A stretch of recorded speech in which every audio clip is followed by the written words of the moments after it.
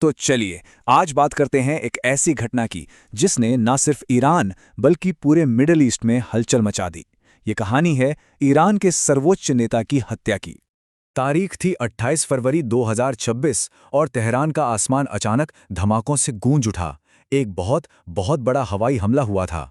ये कोई मामूली घटना नहीं थी। और इस हमले का निशाना कोई और नहीं बल्कि ईरान के सबसे ताकतवर शख्स, उनके सुप्रीम लीडर अली खामेनेई। तो आखिर हुआ क्या था? चलिए इस पूरी घटना को, इसके ऑपरेशन को और इसके बाद जो कुछ भी हुआ उसे परत दर परत समझने की कोशिश करते हैं। पता है ये हमला किसने किया? ये कोई एक देश नहीं था। ये अमेरिका और इजराइल का एक जॉइंट मिलिट्री ऑपरेशन था। और उन्हें खामेनेई की लोकेशन कैसे मिली? इसके पीछे थी CIA की इंटेलिजेंस, जिसने ना सिर्फ खामेनेई बल्कि ईरान के कई बड़े अधिकारियों की सटीक लोकेशन का पता लगाया था। तो चलिए अब जरा और गहराई में उतरते हैं और देखते हैं कि ये पूरा ऑपरेशन आखिर अंजाम कैसे दिया गया।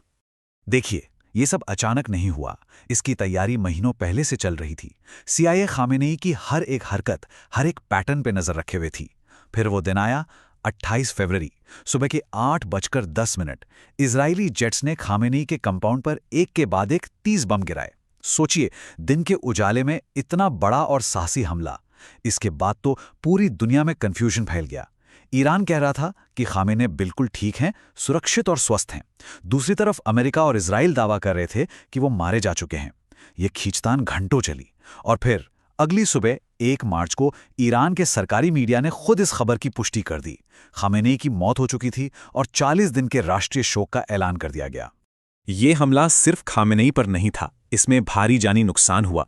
उनके साथ साथ उनकी बेटी, उनके दामाद, पोते पोतियां और बहू, पूरा परिवार चपेट में आ गया। इतना ही नहीं, उनके कम से कम 5 सबसे सीनियर सलाहकार भी इस हमले में मारे गए। अब खामेनेई की मौत की खबर जैसे ही फैली, ईरान जैसे 2 टुकड़ों में बंट गया। जो रिएक्शन आए वो जमीन आसमान के फर्क वाले थे। एक तरफ तो ऐसा मंजर था कि इस्फहान, शिराज जैसे शहरों में लोग सड़कों पर उतर आए, पार्टियां कर रहे थे, नाच गाने के वीडियो ऑनलाइन वायरल हो रहे थे। यहां तक कि देहलोरान में एक मूर्ति तक गिरा दी गई। और वहीं दूसरी तरफ बिल्कुल उल्टा माहौल था। मशहद में इमाम रजा की दरगाह पर हजारों की तादाद में रोती बिलखती भीड़ जमा थी। तेहरान की सड़कों पर लोग खामेनेई की तस्वीरें लेकर मातम मना रहे थे। मतलब एक ही देश, एक ही वक्त पर 2 बिल्कुल अलग तस्वीरें। और ये जो बंटवारा था ना, इससे एक बड़ी राजनीतिक आवाज भी मिली। ईरान के जो निर्वासित क्राउन प्रिंस हैं, रेजा पहलवी, उन्होंने खामेनेई की मौत की खबर कंफर्म होते ही एक बहुत बड़ा बयान दिया।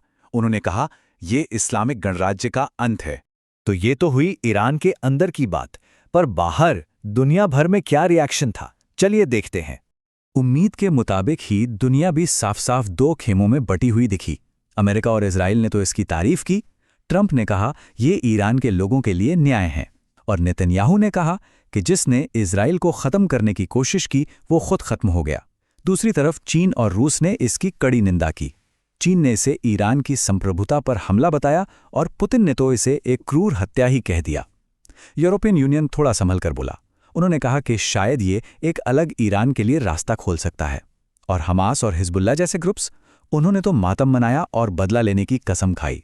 तो अब इस हत्या के बाद ईरान में एक बहुत बड़ा पावर वैक्यूम, मतलब सत्ता का एक खालीपन पैदा हो गया है और इसने एक अंदरूनी खींचतान को जन्म दे गया है। तो सबसे बड़ा और सीधा सवाल, अब ईरान को कंट्रोल कौन कर रहा है? किसके हाथ में है कमान? देखिए, कागजों पर या कहें कि आधिकारिक तौर पर एक अंतरिम लीडरशिप काउंसिल बनाई गई है। इसमें 3 लोग हैं, अली रेजा आराफी, राष्ट्रपति मसूद पेजेश्कियन और चीफ जस्टिस। इनका काम है कि ये अगले सुप्रीम लीडर का चुनाव करवाएं। लेकिन असल खेल तो पर्दे के पीछे चल रहा है।